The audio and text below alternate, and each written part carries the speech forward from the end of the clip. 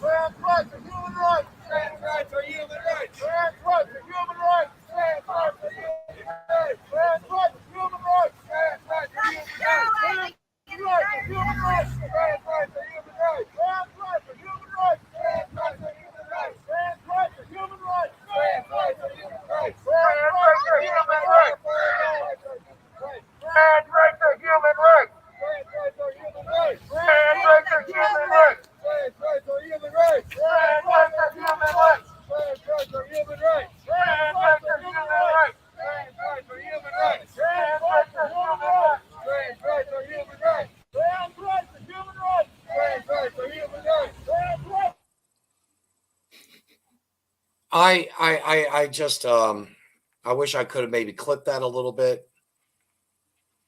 I noticed a difference between the Gays Against Groomers and the trans rights or the trans folks. Correct me if I'm wrong. They cover up their faces.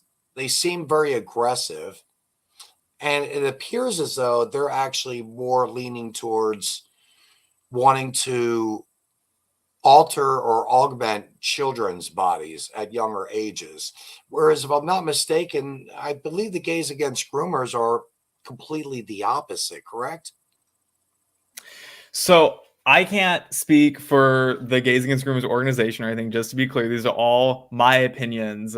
But from what I understand and what our side is advocating for is we don't want any sort of medicalization of children whatsoever. Once you're 18, do whatever you want. I really don't care after that. But when you're a minor in the country, don't be getting hormone replacement.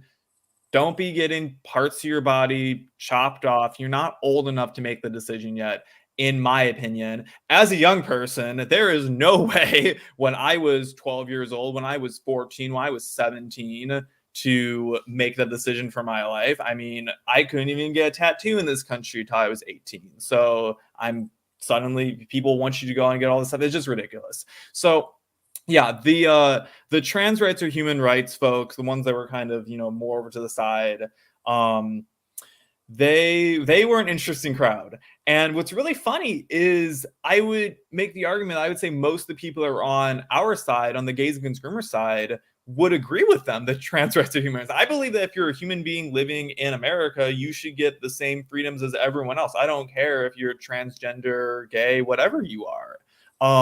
Like we were specifically protesting for children, solely children. And if those people had rubbed like their two brain cells together for a second and like researched the organization, they would have seen that too. So you said out there are two brain cells. That'd be the one brain cell of one and one brain cell of the other, right?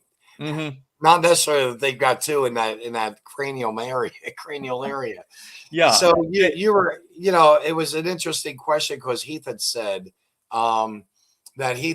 flyer for okay, wonderful. You may have to poke that in one of these moments, Godfather. Heath had said, what is trans rights? And I kind of agree with him. To me, it's like you have that right. When you're 18 and older, you have that right to, as you were saying earlier, and you said it so well, lop something off or add something to or take something away.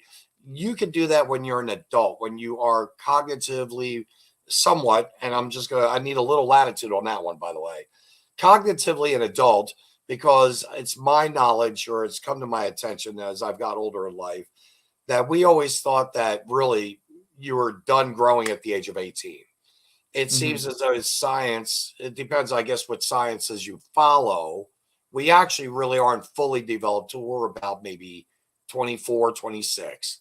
So Yeah. There's now saying, so when a child, as you were speaking, goes to do that, it's completely wrong. I found that yourself, as well as so many other people I met there, because I mean, I'm going to tell you straight out, I was a social butterfly.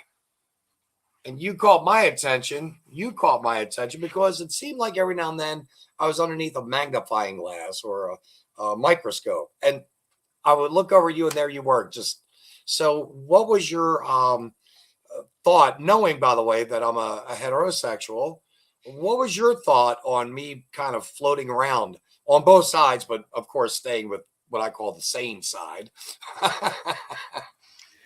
Well, just as someone who has followed events like this for years, I have seen a lot of shenanigans go down at them. So I was honestly watching everyone, especially people who were from our opposition, because I don't know what's going to go on and I don't want to be in the line of fire if something does go down. So I was keeping an eye on everyone that was happening at the event, not only for my own safety, because you got to look out for number one, but for everyone who was around there. So when I see people who are going and walking around talking to everyone, I'm a little intrigued because I want to know what you're doing here, because I didn't get the impression that Chris knew who you were. So I was like, I don't know who this person is. I'm going to keep an eye on him. There were a handful of people there who just kind of showed up. I think we had some videographers who were there who were documenting the event and everything like that. And I'm a pretty observant person, so I want to know what's happening anytime where I'm at. Anytime I'm out in public these days, I'm just taking note of everyone who's around me. So, I mean, the other thing that I kind of have, and this is why I say I have a little bit of a superpower, in my opinion. And I can walk into a room and I call it like my BS meter. And I can see when people are lying to me or when people aren't being genuine or anything. Like, I'm not even joking. I can walk into a room of 100 people and pick out like the 1 or 2 people in there that I would get along with in like a matter of minutes. So, I don't know what about me that is, but I call it a superpower. So I don't know. I can kind of see through people a little bit like that. So I like taking note of people. I like knowing who's around me and what's going on. So that's all that was happening. Right on. So you so for a moment there, I was taking it that you thought I might have been a shady, nefarious character.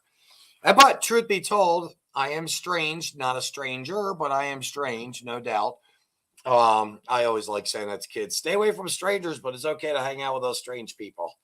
And I always get a laugh with the parents on that one.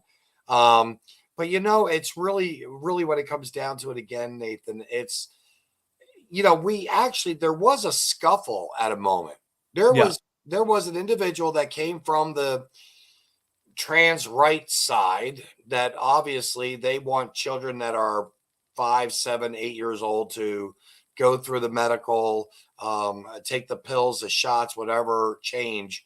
And that's what I was getting out of them. But there was one guy that approached actually the group that I was endorsing or supporting, which of course was GAG and yourself and Chris. And I've got some other people on the tip of my tongue, and I just can't remember their names.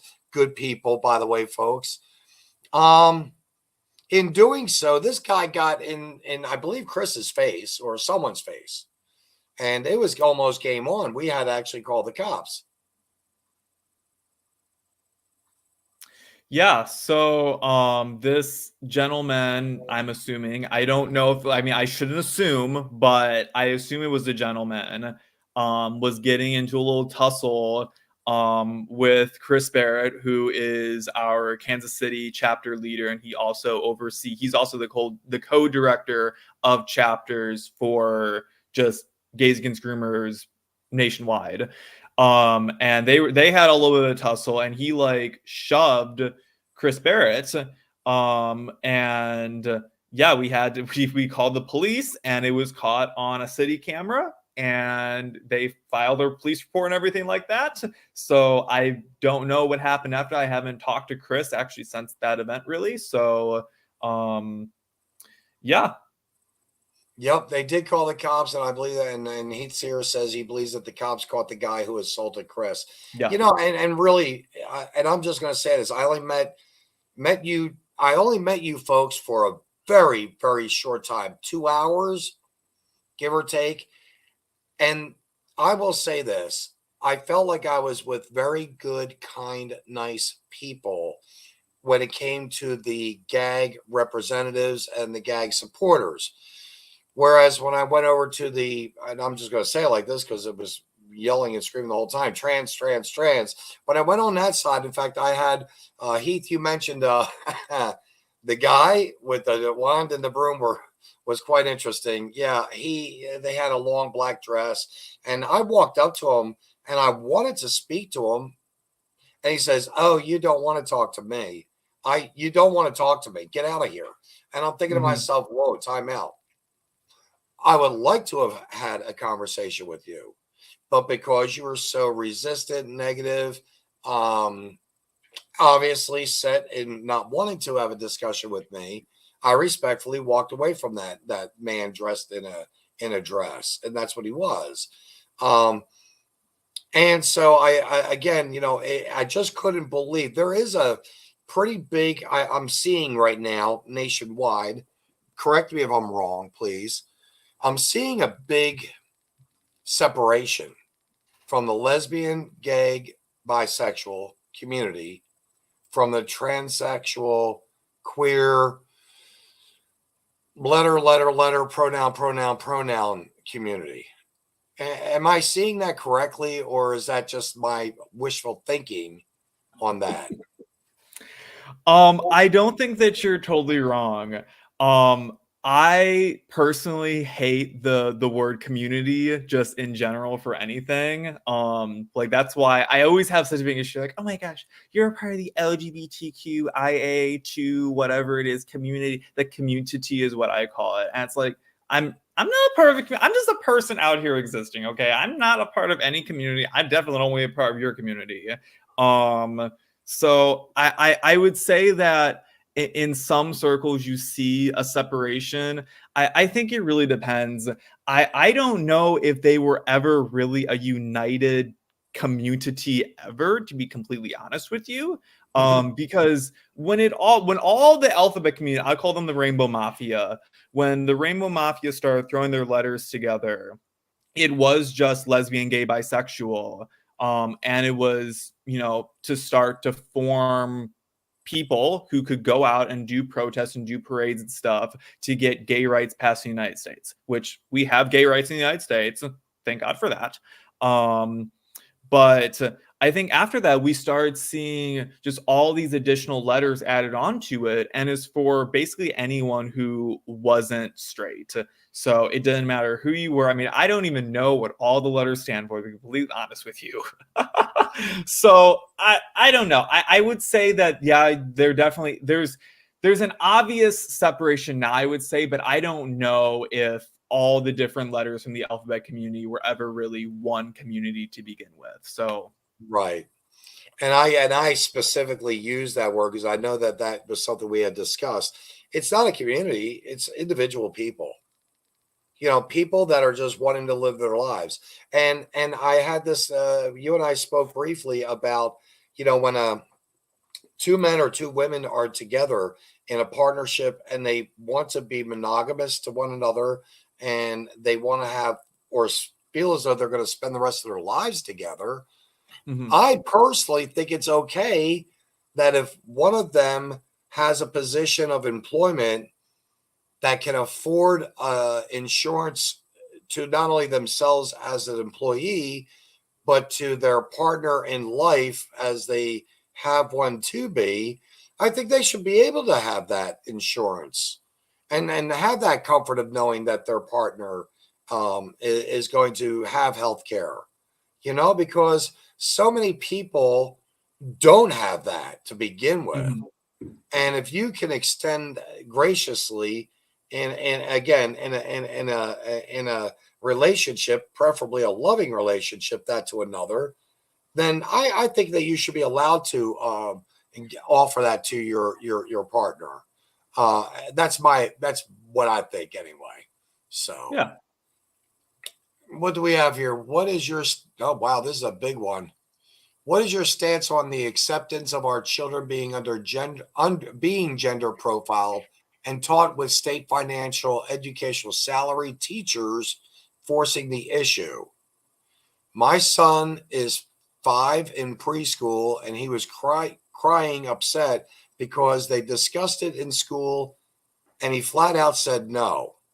She's a girl. He is as hard-headed as his dad. He remained unwavered, and we were asked to address this at home, and our response was it shouldn't be addressed at all at this damned age.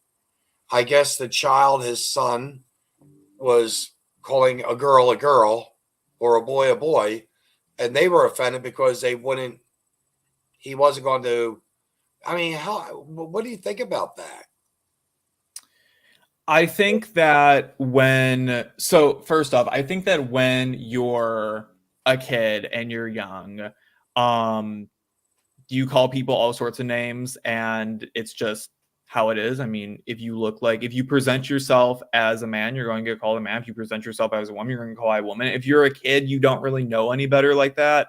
So from like that perspective, like I really don't care. When it comes to like being in schools and stuff like that, I don't really think that anything like that should be taught in schools. Like, I don't mind if you want to acknowledge that like gay people exist and stuff, but I don't think we need to go into the whole long history of what it means to be gay, to be a lesbian, to be bisexual, to be transgender, to be all these different things. Just like, I don't think that we should be going to school and being like, okay, this is what it means to be straight. It means that you love a woman and you do all these different things, blah, blah, blah. Like, I don't think those discussions should be being had in school as it is. I think that those are family matters. So I think that's pretty ridiculous. You were talking about in school, I call it the pecking order. You're going to have a little bit of bullying. You have to have it. Because, i.e. example, you mentioned that you were a music major. Let's just say someone wasn't quite picking up on the instrument that they were wanting to play. You would probably help them try to play better and give them a technique or offer them a technique. Whereas someone else might be a little bit more, I think I know a guy like that, brash, and be more forceful and tell, this is what you have to do. You have to use your muscles here to blow the bugle. Heath here says benefits at the time of death of a partner are the same as marriage as well. And he agrees with the tax breaks also, because we had touched on that just a little moment ago. So really, kids should just be kids. They should be allowed to, and I'm not saying beat each other to the point where like they did that one boy, 17 years old, 15 kids kicked this kid to death. Mm-hmm. That's completely unheard of. But, you're going to have that pecking order in your schools and in your classes. You are openly content with having discussions pretty much at any time with anyone, so long as it stays civil. I'm going to say with that line there that you are one of those types of individuals, and I'm saying this respectfully, that you just want to agree to disagree and get along. Yeah. I don't have enough time in the day to come out and be pissed off with the world and everything that I disagree with. It's like, it makes me laugh when people, like all those people who showed up in opposition of us for like the Gays Against Groomers rally, it just makes me laugh. I don't have enough time in the day to show up at a specific time, not to protest, not to have a rally for my own thing, but to show up in opposition of someone else. Like, we were there because it was a scheduled event. This was a worldwide thing that was happening for our group. Those people did not show up to promote like what they believe in. They showed up to protest us.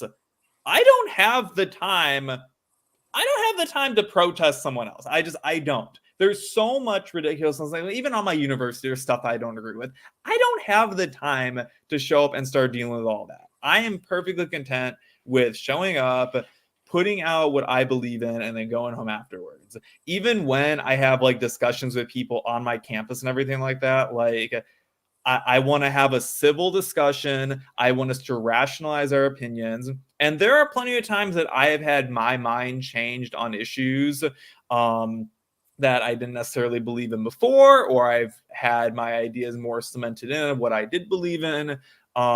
And yeah, I want people to rationalize their opinions, but I feel like there's a perspective that so many people take that they walk into a room and they think that they are right 100% of the time about everything and always, and they refuse to even listen to what someone else might have. And I think that's stupid. So I want people to come and talk to me and say, hey, if this is what you believe in, tell me. If you think that the community is a ridiculous thing and you're happy to not be a part of it, tell me why you believe that. Or if you believe in X, Y, and Z, tell me why you believe in that opinion. If you think that this is the right thing for the country, why do you think that way?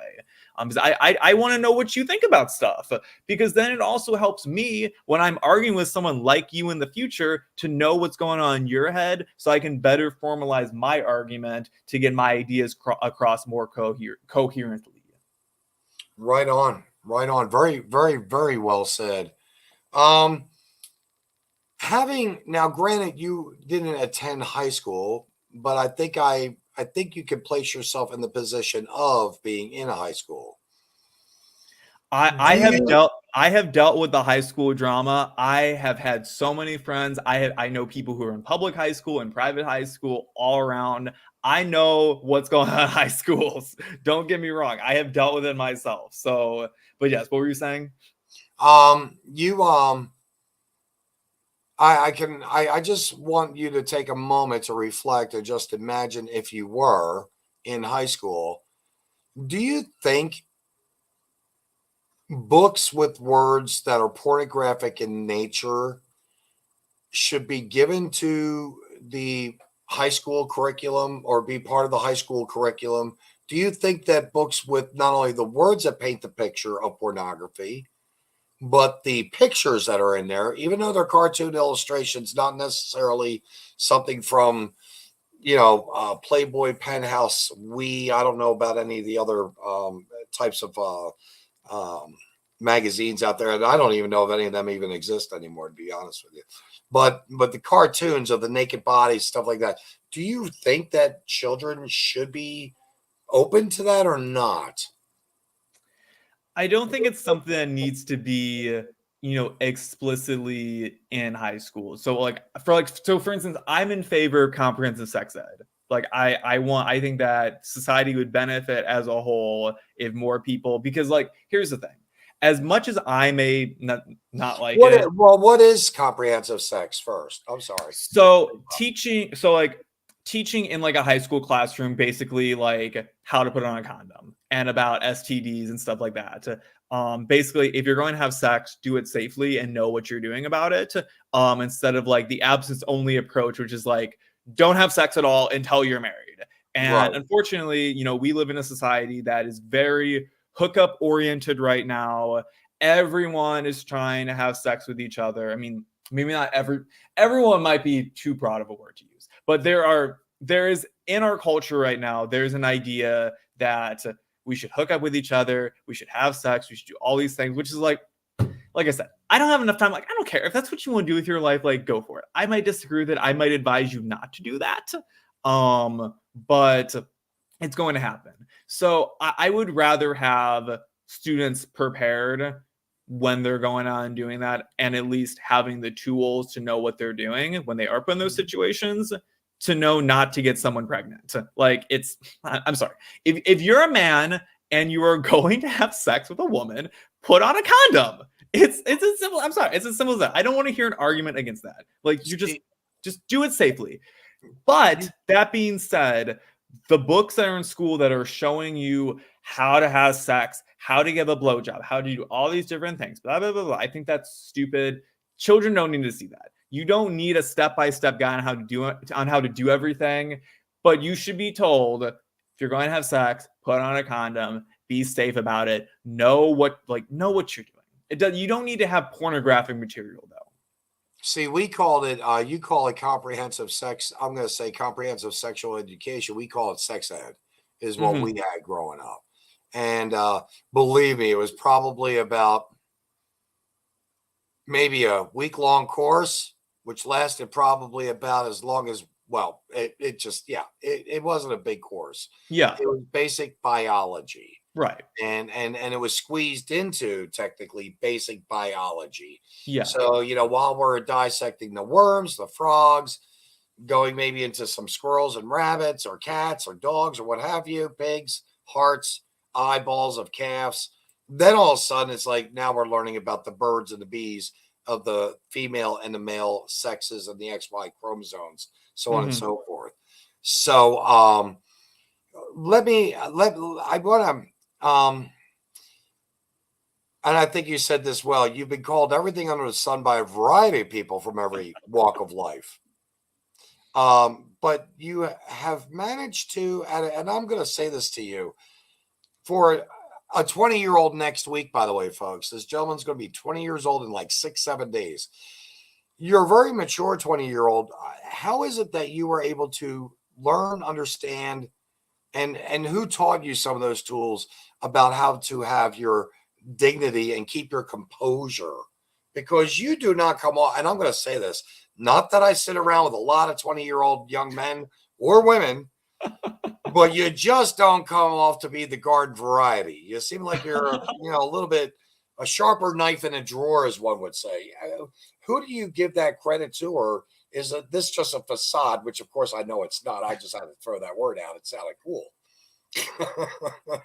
Well, I think that there's a few things that go into it. I think for just like my maturity level, I think that definitely came from me being homeschooled, because I was just exposed to things just throughout my entire education that were significantly above my grade levels. Like, for instance, when I was in school, like my mom, who like homeschooled me, was always exposing me to things that were like 2 to 3 levels above like my grade level. So like we were doing, like when I was doing high school, I was doing like some of the classes that I took, we were using college curriculum for that.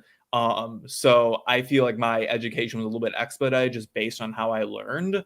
And that helped me to be a much more mature person to put my ideas and thoughts together a lot. Well, and that's just how I was raised as well. I mean, I was very privileged. I was raised with 2 parents in the household. Both of my parents work from home full time. My dad runs his own business, so he was constantly at home. My mom only ever worked in the evenings, so she was home all day. So I had 2 parents in the household too, which not a lot of people are able to have that. I'm very grateful that I did. But I would say that definitely helped contribute to everything. In terms of me talking to people about anything like politically related, I would say that Will Witt was who really inspired me. So if you didn't know, he worked for PragerU for quite a while. He had a show with PragerU. He did a lot of man on the street videos with them, where basically he would go onto college campuses and ask people questions and just see how they would respond to things. And he was constantly getting harassed and everything when he was on campuses. And I started seeing his videos probably in like 2017, 2018. And he really inspired me on just the way that he behaved when he was being confronted with people who disagreed with him. I think that Jordan Peterson was a big inspiration for me as well. His book, 12 Rules for Life, like literally changed my life when I read it. I read that book a couple years ago. So much great material in that. Like, oh my gosh, like I'm a huge fan of Jordan Peterson. Right on, I like him too. Yeah, I think that there's been a lot of things that have contributed to that side of me. Okay. Now, you said you had a story you'd like to share. I'd like to share a story with you. So I walk into a gay bar, and I said to the bartender, I want a beer. He says, what is the name of your little fella down there? And I said, what? He goes, you got to have a name for him before I give you a bar. Think about a beer. Think about it. So I turned to the guy to my left, and I said, what is the name of your little buddy? And he says, Timex. I said, Timex? What kind of name is that? He said, Timex. It takes a licking, but keeps on ticking. I was like, whoa, okay, never mind. I looked at the guy next door, and I said, what's going on there? And he says, I said, what's the name of your little buddy? And he said, Ford. And I said, Ford. How did you come up with that? He said, have you driven a Ford lately? And I thought to myself, whoa, I got the name. Call it, yelled the bartender over, and I said, I'll take that beer now. He goes, what's the name of your beer, your little buddy? And I said, Secret. He goes, Secret? What kind of name is that? I said, Secret. It's strong enough for a man, but made for a woman. And believe it or not, when I was a young boy, Chad Candy, you're going to love this. I'm giving this one out to you too. I love to give a little health hits out to people sometimes about men in particular. I'm a man. So seriously, Nathan, I was working, sweaty, stunk to high heavens. My girlfriend's high school sweetheart's mother's boyfriend, Larry, was an Italian. He's like, whoa, you stink like a pig. Come in here, kid, blah, blah, blah. Look at here. And he lifted up his arms, and his hair was real short. And he goes, I've noticed you've been throwing shirts and suits away because you get the stains and the odor in them. He goes, if you just shave or keep your hair trimmed, you won't have that problem. Well, Nathan, I went in the Navy. And he was right, by the way. But I went into the Navy and I had been shaving my arms for a couple of years. And by the way, I'm like, I'm with a bunch of guys, and the guys are like, what are you doing? Well, in mid-February, we lost all water to our barracks. 83 men are in this barracks dormitory. And after 4 days without water and showering, I got to tell you something. You may as well take a jock cup, put it right up against your face, because that's what it smelled like. It was that bad. But the funniest part about it is, and Chad, this goes out to you, my charming clown from the truck it. I have been using Secret for like 40 years as my deodorant. I don't like Menon. I don't like Old Spice, but I mean that. I mean, I actually do that. But these are things that we learn as we grow up and we become men. We give other ideas. And by the way, at the end of boot camp, almost probably 20 or 25 guys were either cutting their hair or shaving because they realized that hair maintains odor. And it was ruining and staining our uniforms, for instance. And if you had your uniform had stains on it from before, you were in a lot of trouble. But I just had to share that with you, Nathan. I hope that didn't offend you. But I think I think this is leading up to where you told me that you had a story. And it's an interesting story where someone actually called you a fascist. Yeah, this is a great story. This just happened this semester. And I feel comfortable sharing it because it has a full resolution to it and it's like totally cut and dry. So, as president of our Turning Point chapter, me and my vice president were attending meetings for the college Democrats on our campus. Just very civilly to see, what they were doing. I mean, they were one of the other political groups on campus. We're one of three. So we have a political science group, we have Turning Point, and then we have the college Democrats. So I've been to all the meetings for those various different groups throughout the semester. And honestly, college Democrats, very nice people. Can't say I really agreed with all the things they were saying, but nice guys doing it. So we all have group chats for our various different groups, and if you're a member, join the group chat. You can hear about what's happening. So I don't know. This was probably back in maybe September. I had put out a message in the college Democrats group chat that, hey, we're having a watch party for the GOP debate coming up. If any of your members are interested in coming to that, you're more than welcome to. It's on this date, this time. Here's where it's at. Should be a good time. I mean, we're both political groups on campus.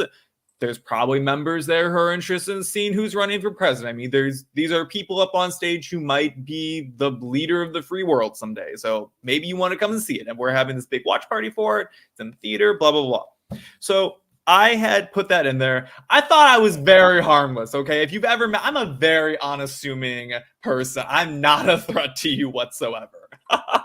So I thought I was being very harmless out here. I was like, okay. Like, I did my little thing. I'm extending the olive branch out. Like, maybe we'll have a couple people come by. Like, we've been coming to your group and everything. Like, let's just see what'll happen. And I put that in there. And then maybe like 1 minute went by. And we got a reply from the president of their group. And he said something along the lines of, I have to look it up because I have it screenshotted. I would have to look it up. But it was so good. It said something along the lines of, please don't share your fascist messaging in our group. Something like that. I don't know what it was. It was something along those lines, but he said something about fascist messaging. So he put that into, he replied to like my message that I put, and then he kicked me out of the group chat. And then he also kicked my vice president out of the group chat, even though he hadn't done anything. I was the person who put the message in there. And so I was sitting at my desk like, what just happened? Like, what just went down? I'm so confused. I literally called him and I was like, did you see that we just got kicked out of their group chat for this like very harmless post? I'm like, what do you think the deal with that was?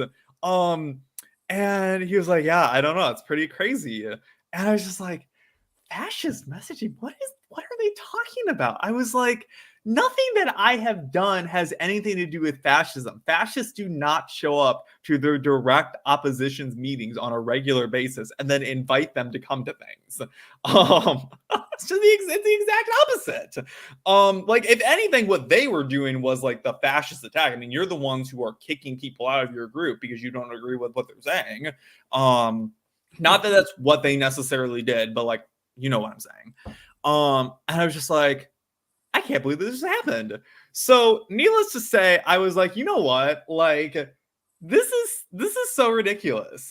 And so the next meeting they had, I went down there with my vice president. I told him, I was like, hey, we're going to sit through the meeting. After it, we will go and talk to this guy. I want him to look me in the eyes and call me a fascist. I want him to call this face a fascist face. That's what I want him to do. So after the meeting, you know, we kind of went up to him. We kind of pulled him aside and we were talking a little bit. I was like, so why exactly did you kick us out of your group chat? And he's like, well, it's just that we don't agree. And he's like, we don't agree with things that Turning Point are doing, blah, blah, blah, blah, blah, blah, blah. And I was like, yeah, but like, what have we done that has indicated to you any of this?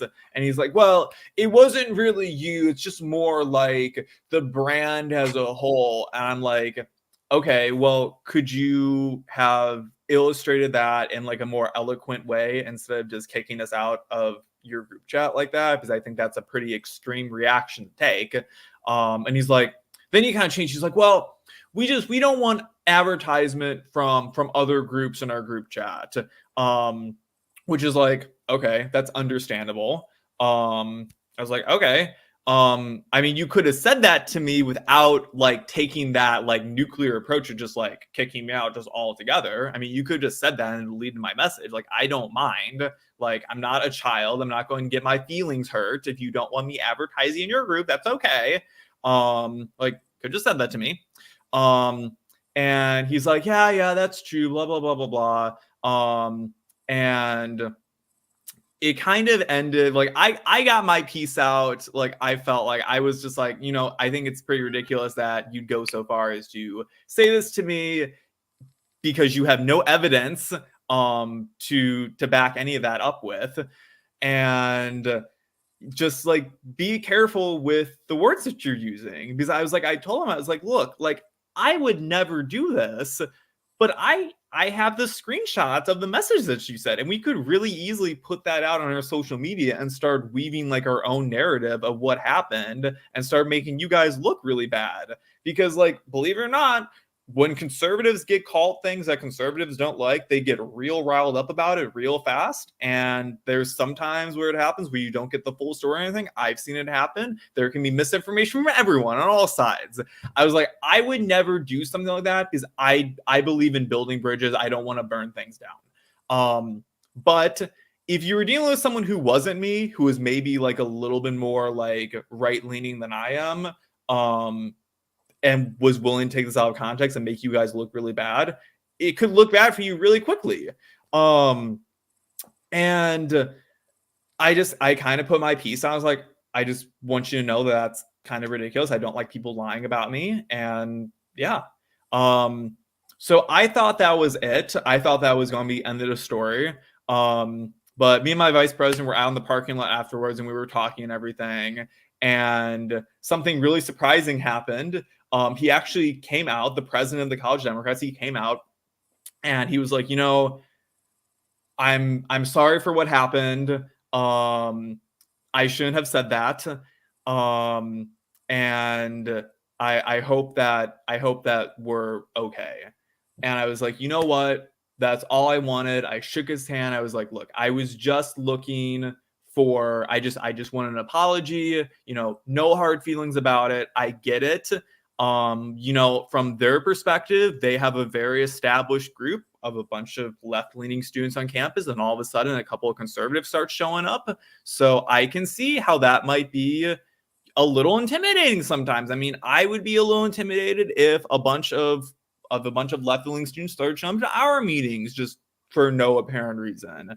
So I was like, you know, like, I totally understand. Like, I was just looking for that, just like, in the future when you're dealing with people like me, just be aware of that and maybe be a little bit more communicative before you take actions like that. And shook his hand, put us back in the group chat, put out an apology in the main chat for the actions that he took. And he also sent me another message like, hey, once again, like, I'm sorry that that's what happened, blah, blah, blah, blah, blah. Like, really nice guy. We had a great resolution because of it. And I wish that story hadn't happened to begin with. But if that's the way that it ended, I think it ended about the best way it could. And that's about the best resolution I've ever had of anyone calling me any name, period. So I think it's a good story to share. And why I tell people, like, look, if you have a problem with someone, go and talk to them like in person about it. Don't hide behind a screen or anything and start calling them names. That's not what I did. Or talk behind their backs. A lot of people like to do that. Right, or talk behind their backs or anything like that. Go and talk to them in person. Tell them what's going on. You don't have to take actions like that. It's just ridiculous. Like, I would never behave the way that he did to begin with, but I'm glad that he had the chutzpah to come and look me in the eyes and apologize and shake my hand because of it. So you had mentioned, and that's actually, you had mentioned someone who's a prevaricator. Oh, another nice word. But someone who's a liar. You don't like them. What does a flag mean to you, and what does it mean to you when you see someone mutilating it or burning it? Apparently that's something that kind of bothers you. That's why I tell people, like, I will have a conversation about literally anything with anyone, and you can call me, like I said, I've been called every name under the sun. I've been told I've internalized homophobia. That's just a thing that someone said about me, literally. I'm like, okay. So I'm like, you can tell me anything you want, talk to me, whatever it is.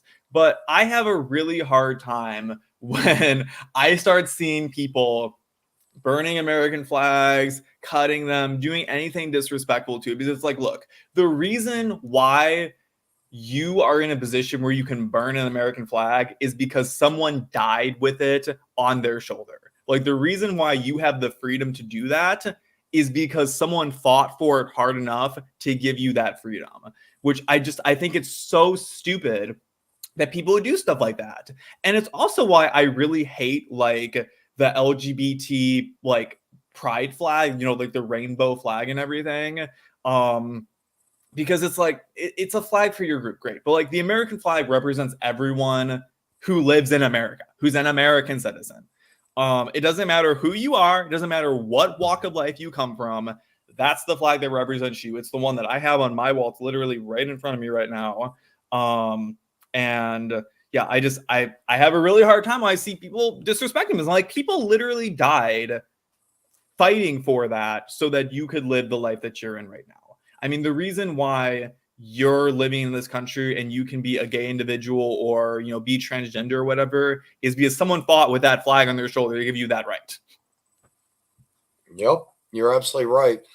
Personally, as a military, United States Navy veteran, and I know a lot of our viewers are, we've got the logbook, a little shout out. By the way, give me one moment, please, if you don't mind, Nathan. Are you ready for this, folks? Station identification, little break here. Kimberly Moyers and her husband Dakota, they just had a bill pass in Texas for the VHA directive patient record flag 1166. Big shout out, by the way, to my friend Kimberly. I've known this lady for 2 years strong, and her husband. They are fighters for the veterans.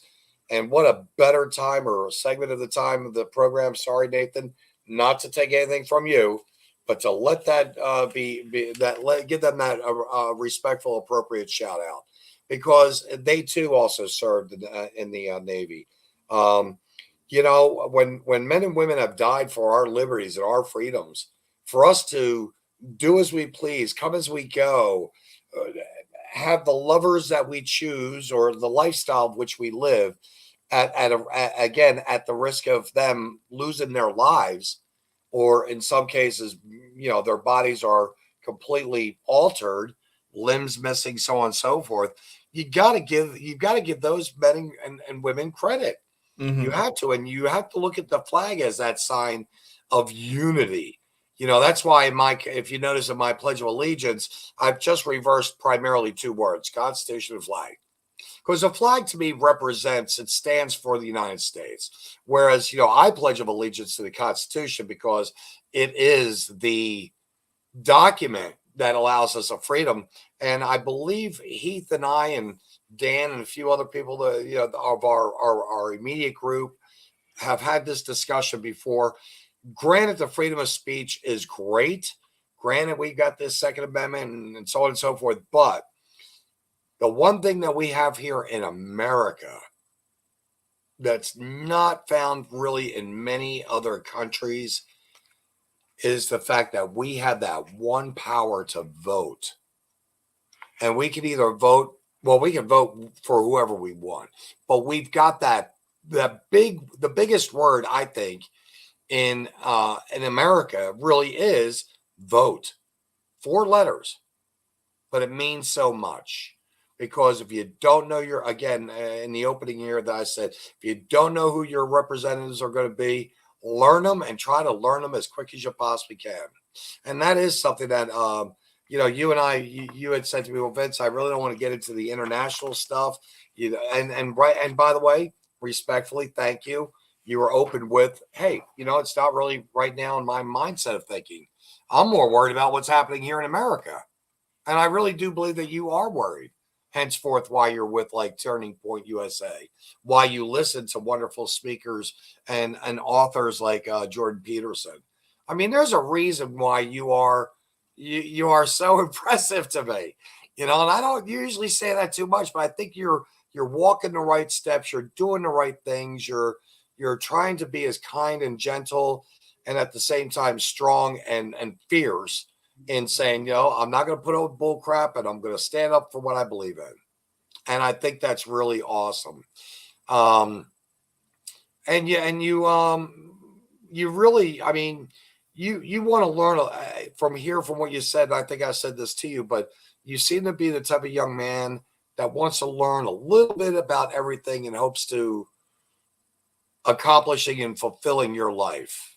Would that be a good assessment? Yeah, I mean, that's what I try to do. Right on. So what are you actually wanting to be in college when you get there?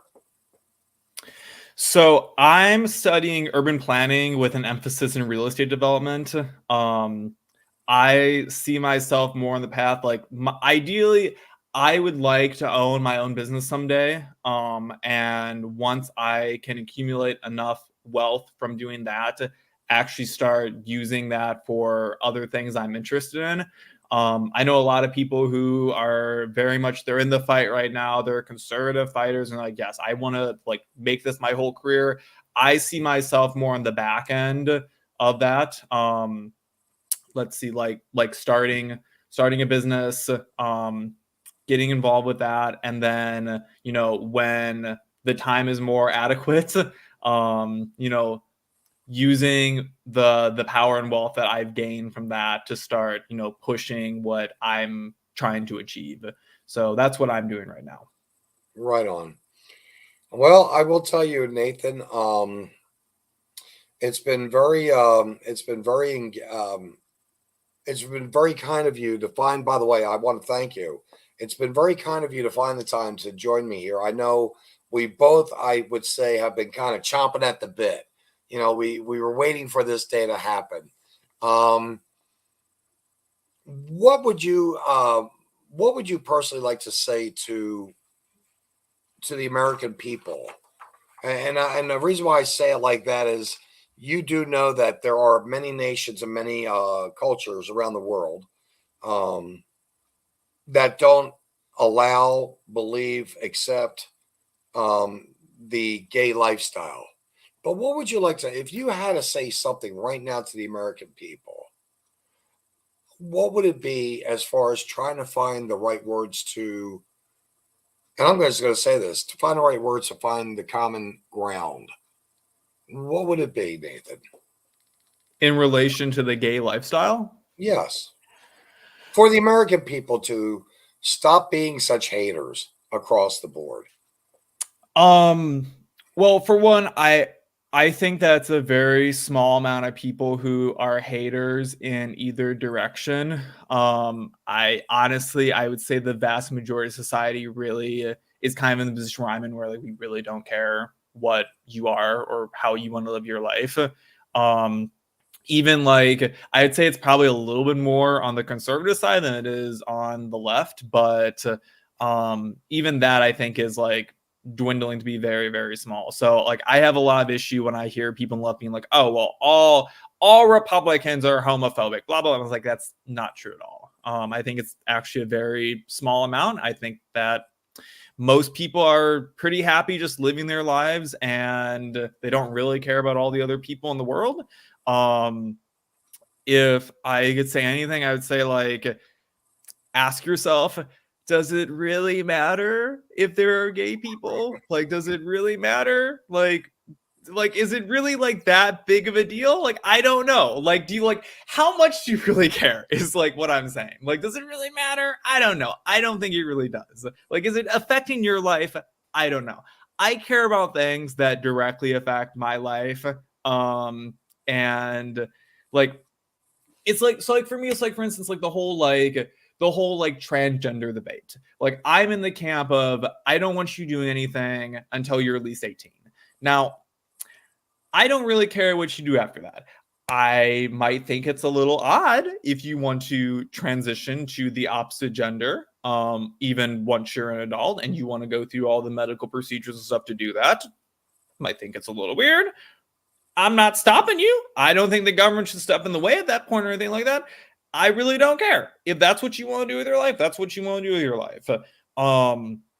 So I don't know. I would ask yourself, like, and that's like with anything, like if you're getting in your soapbox and you're so concerned about the way that people are behaving, like ask yourself, does it really matter? Is it really that big of a deal? I don't think it's really that big of a deal. So that's why I would say. The thing that I guess which I know we already covered pretty much, but it's the thing of leaving the kids alone. Yeah. You gotta leave the kids alone. I mean, I said this before on one, and I'm going to say it again. When I was about, I don't know, 7, 6, 8, can't remember what age I was, to be honest with you. I really can't. Remember, my mother had these. Women used to wear slips underneath their dresses, and I'd watch my mom put on her lipstick, and she'd go, like this, and I'd sit there going, like that with her, where she grabbed the tweezers for her eye, and to get her eyelashes, I don't know, rounder or something, curved. And I'd go like that, while she was doing her deal. But one day I did. I picked up this.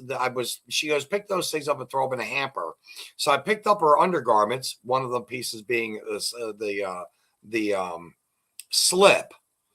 And then next thing you know, I slide that puppy on. It was soft and silky and cool. And I just slid it on. That didn't mean I wanted to become a woman. I was a boy looking at a piece of garment and tried it on, but that didn't mean I wanted to become a woman. Apparently, Don Corleone says you're a very bright and intellectual individual, great values, and your parents should be damn proud. And I can't say I agree with him. I really do. You caught my attention. You were I believe you were probably just about the last. I believe you're probably just the last individual of the group that I spoke with, and here you are. I guess the best came last, as they say, because, that's the thing. We are all human beings. We all have different needs. We have different wants. We have different desires.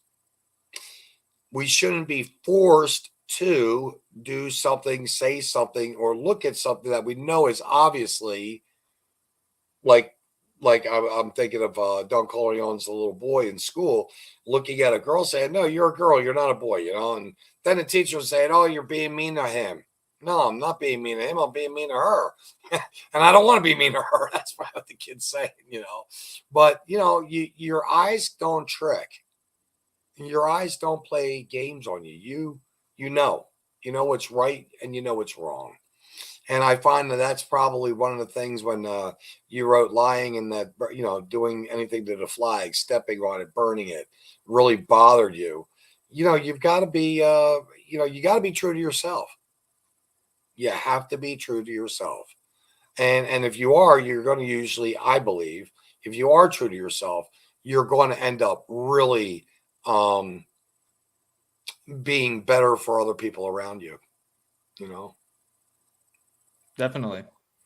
So I'll tell you what, I think we're going to call tonight. It's get about an hour and a half mark. I don't know about you, but I want to grab some grub. I want to say thank you again for taking time for coming out and speaking. Is there anything at all you'd like to say to the audience that's been listening? Anything at all, sir?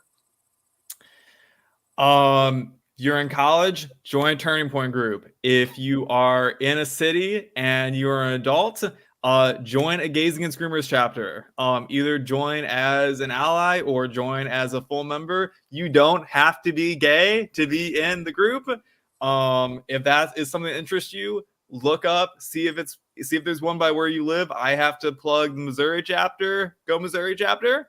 So look those things up. Other than that, just try and know both sides of any debate that you're on. Understand where people who disagree with you are coming from, and don't get caught up in the minutia of the various news sources that you're hearing from. If you hear a story and from one person, look at it and see what other people think about it, and understand everything from both sides, because you might hear a story that comes that's from the right and you might be like, oh my gosh, that's really bad. You might hear the same story that comes from the left and be like, oh my gosh, that's really bad.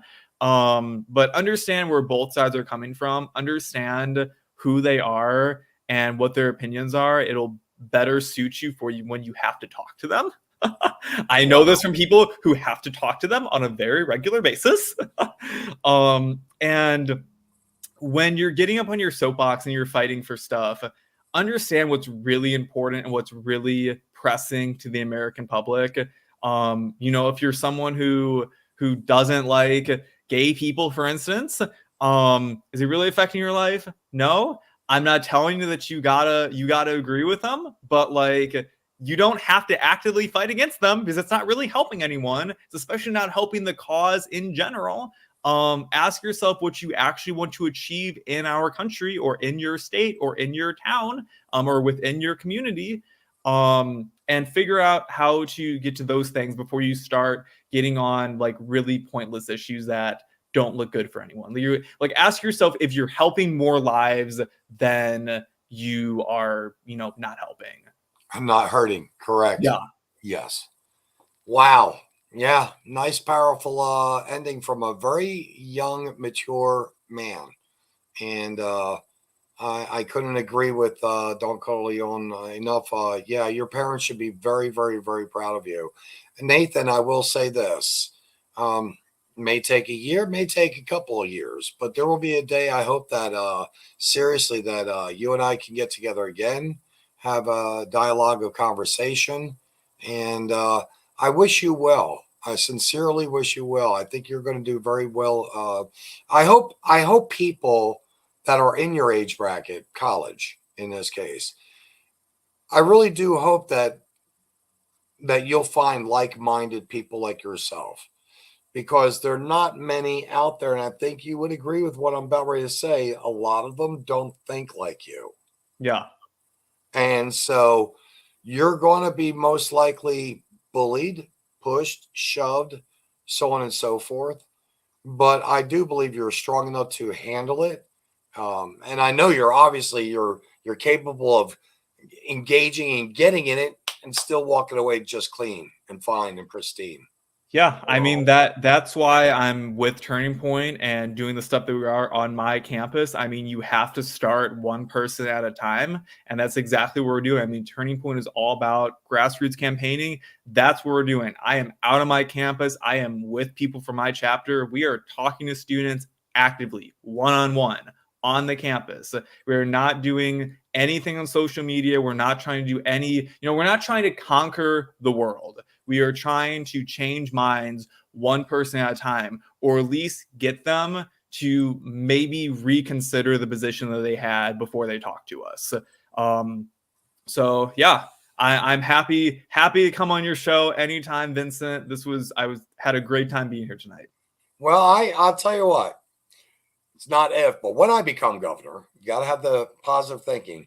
I hope that I'll be able to seriously.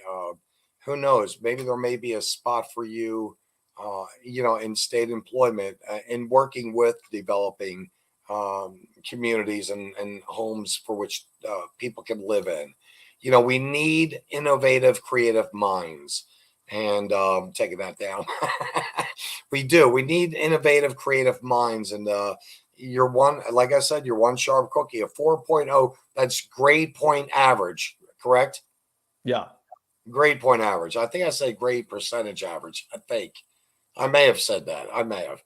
But seriously, a 4.0, that's something to be very proud of. And again, your parents did very well. I encourage you definitely to not stop. I mean, just keep being that boulder that you are and keep rocking and rolling it down the hill. You're going to do well in life. I really feel that way. Nathan, again, thank you for your time, sir. Yeah, absolutely. You have a good night. Right on. That's a whole thing. I wasn't. What is this?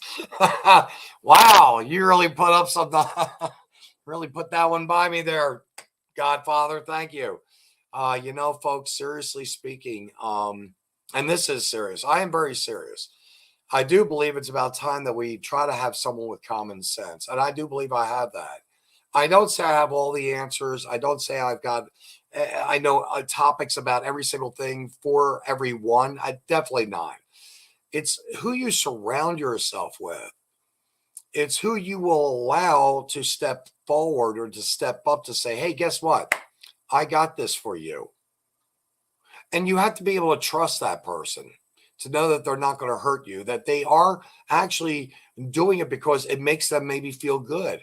Or you give them an assignment because by giving them the assignment that it gives them power and it's a real power. It's not something that's fly by night. You either have it or you don't. And so many people just want that opportunity. They want that chance. They want that break. And I'm going to tell you right now, you're given a chance to be governor of the Missouri. I kid you not. I'm here for the people because I've been there with the people. I know what it's like.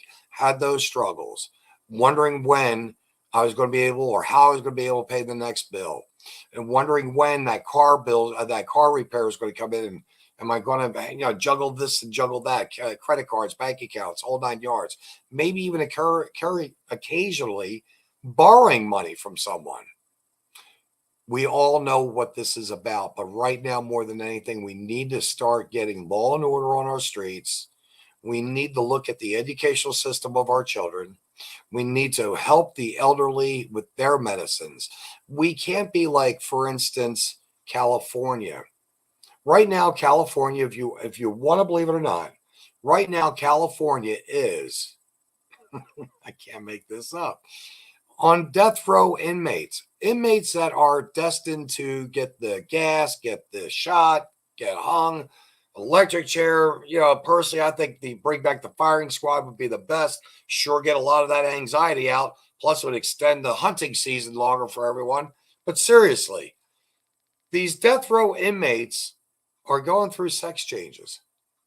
Now, I'm not sure if it's maybe part of the big grand scheme of lab rats that we all are, that they seem to keep poking us into, placing us into the little box and squares and circles and triangles and so on and so forth. But seriously speaking, that is a waste of money.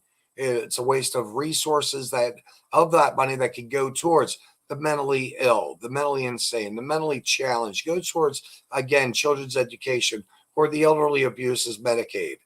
We need to start fighting for the people that are good, the people that need help, and the people that have given us so much of their lives that we can learn from them. And again, I'm talking about the elderly. In China, The families take care of their family. I know we don't like Chinese. I get it. We don't like communism. But if you break apart the communism and get that away from them, those Chinese people, they take care of their elderly. They don't stuff them away, in a facility. There are times that maybe it has to happen, but so many people do it so much that someone comes to the next Thanksgiving dinner and says, gosh, I thought Aunt Mary was going to be here. Oh, she's in a nursing home. You didn't hear? Well, no, you haven't talked about 3 or 4 months. It's communication. Got to keep it open. You got to keep it honest. You got to keep it where it's respectful. And if you can do that, as Nathan was talking about that one individual that slammed him with the word fascist, if you can do that, in his case, maintain your calm and be that cool, collected cucumber, believe it or not, you can come out on the other side and you come out friends. Come out with a mutual respect. And that's what happened with him, just in that one little instance. So again, thank you very much for joining me. I'm out of here for the night, and love you all. Remember, vote for me for governor. Seriously. It's coming up in November. Can't be trying too soon. Talk to you soon. Peace.